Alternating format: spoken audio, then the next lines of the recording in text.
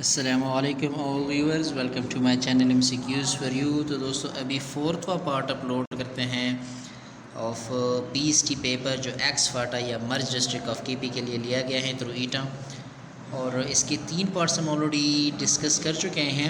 Question number 52 तक हमारे MCQs cover हो चुके हैं। अभी शुरू करेंगे क्वेश्चन नंबर 53 से, और क्वेश्चन नंबर 53 में जो पूछ रहे हैं which of the following is binomial expression. Binomial expression जिसमें 2 वेरिएबल्स का यूज़ किया हो या 2 वेरिएबल जिसमें हमने यूज़ किए हों उसको हम बाइनोमियल एक्सप्रेशन कहते हैं अलजेब्रा के वर्ड में, अलजेब्रा की ज़बान में। अच्छा जी, यहाँ पे इन हमने 2 जो यूज़ किए हैं वो ऑप्शन सी को आप देख लें, एक्स और वाई हमने वेरिएबल यूज़ किए हैं, सो ऑप्शन सी है is the correct option. And question number 54 को देख लें, each angle of regular pentagon, pentagon में हर एंगल जो है ये 108 के बराबर होता है, option C is the correct option. Question number 55 अगला सवाल, in right angle triangle the angle opposite to hypotenuse. अब अगर राइट एंगल ट्राइंगल ड्रॉ करें और इसमें जो स्लोप वाला हाइपोटेन्यूज होता है, हाइपोटेन्यूज के बिल्कुल एग्जैक्टली अपोजिट आपको एक्यूट एंगल मिलेगा या 90 डिग्री एंगल आपको मिलेगी। सो यहाँ पे करेक्ट ऑप्शन ऑप्शन ए है। अगला सवाल क्वेश्चन नंबर 56, शाह अब्दुल रहीम ने मदरसा डेश की बुनियाद रखी। तो आपको ये पॉइंट याद रखना चाहिए, शाह अब्दुल रहीम जो है ये शाह वलीउल्लाह के वालिद साहब थे। कभी कभार ऐसे भी पूछ लिया जाता है शाह वलीउल्लाह के वालिद साहब का नाम क्या था, तो ये शाह अब्दुल रहीम साहब ही थे। उन्होंने एक मदरसा बनाई, मदरसा रहमिया, ऑप्शन डी यहाँ पे करेक्ट ऑप्शन है। और फिर इसी रहमिया मदरसे में शाह वलीउल्लाह साहब भी पढ़े थे, वो भी यहाँ से इल्म हासिल की, और फिर यहीं पे उन्होंने दर्स और तदरीस भी जारी रखी, या फिर उस्ताद भी बने अपने वालिद साहब के मदरसे में ही। तो यहाँ पे करेक्ट ऑप्शन ऑप्शन डी है। क्वेश्चन नंबर 57, सुलह हुदैबिया में कुरैश की नुमाइंदगी किसने की। सुलह हुदैबिया में कुरैश की नुमाइंदगी सुहैल बिन उमरों ने की थी, ऑप्शन ए करेक्ट ऑप्शन है। And question number 58, the packing and processing of protein and lipids occur in.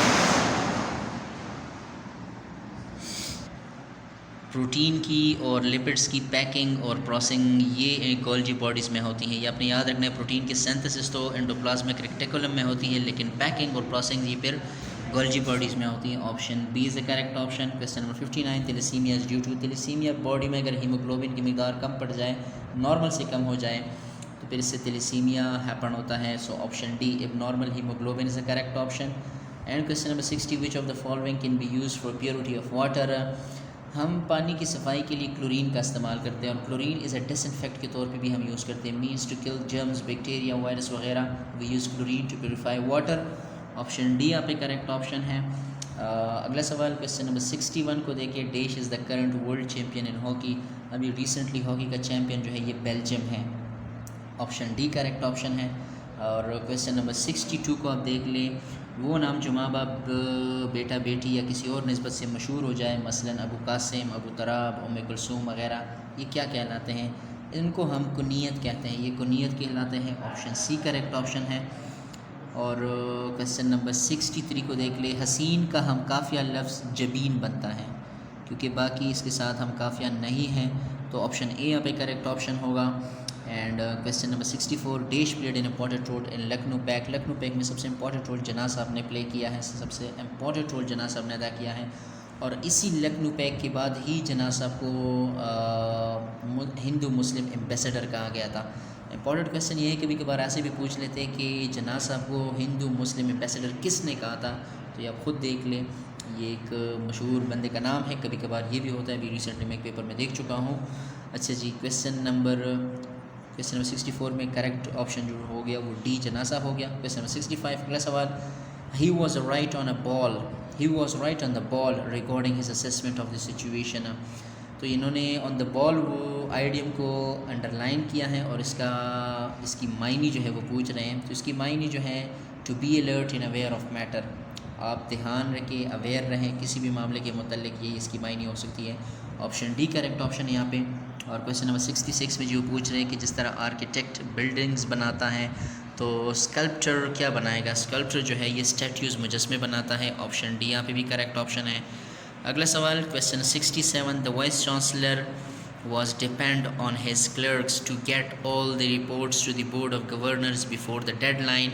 इन्होंने ये वर्ड्स अंडरलाइन किए हैं, और इनमें पूछ रहे हैं कि ग्रामेटिकल मिस्टेक कहाँ पे है, या कौन जो है वो इनकरेक्ट है। सो यहाँ पे वॉज डिपेंड नहीं होना चाहिए, वॉज डिपेंड जो है ये इनकरेक्ट है। So option A correct option. And question number 68 को देखिए, 25% ऑफ वॉल पेंटेड ब्लू, 25% एक दीवार इन्होंने ब्लू की है, 30% पेंटेड ग्रीन, 30% इन्होंने ग्रीन की है, और बाकी जो बच जाता है वो इन्होंने वाइट किया है। तो अभी पूछ रहे हैं कि वाइट कितना हो गया, तो ब्लू ग्रीन को जमा कर ले, इससे 55 आएगा, बाकी जो बच जाता है वो वाइट है। तो 55 से को 100 से माइनस कर ले, इसका आंसर 45 आएगा। 45% वाइट है, ऑप्शन सी करेक्ट ऑप्शन है। क्वेश्चन नंबर 69 को देखिए, in a class of 50 students 30 received A grade.